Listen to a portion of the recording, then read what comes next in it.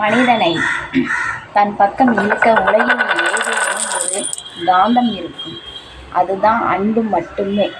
தவறுகள் செய்யும் இடத்தை மன்னிக்கக்கூடிய சக்தி தான் அன்பு நிறைந்த நெஞ்சங்கள். அன்பு நிறைந்த நெஞ்சங்கள் இருக்கும் வரை ஒருத்தருக்கு ஒருத்தர் என்னதான் தப்பு செய்து கொண்டு இருந்தாலும் அவர்களை மன்னித்து விடுகிறார்கள்.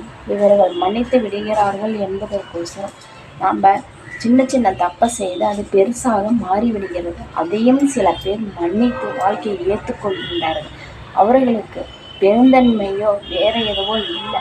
அவர்கள் மேலே வைக்கும் அளவு கடந்த அன்பு மட்டும்தான் காரணம்.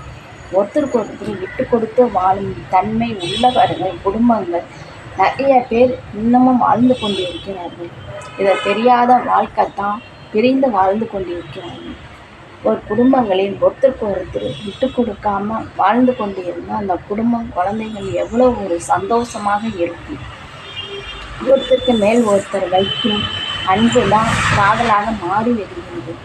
அதே காதல் ஒருத்தருக்கு மேல் கொடுக்கும் அன்பு தான் அதே திருப்பி கொடுக்கும்போது பேரன்பாக மாறிவிடுகிறது.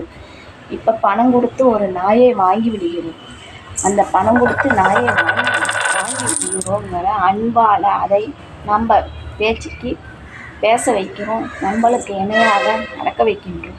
அதே ஒரு அன்பு இல்லாமல் அந்த நாய் வாழைக்கொலை தொட முடியாது.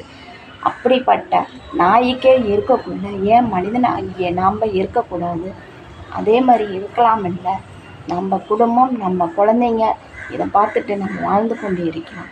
இதுக்கு தன்னம்பிக்கையும் வேறு அன்பும் இருந்தாலே போதும். ஒருத்தருக்கு ஒருத்தர் விட்டு கொடுக்காம வாழ்ந்தாலே வாழ்க்கை சரியாக அமையும். விட்டு கொடுத்து வாழணும்.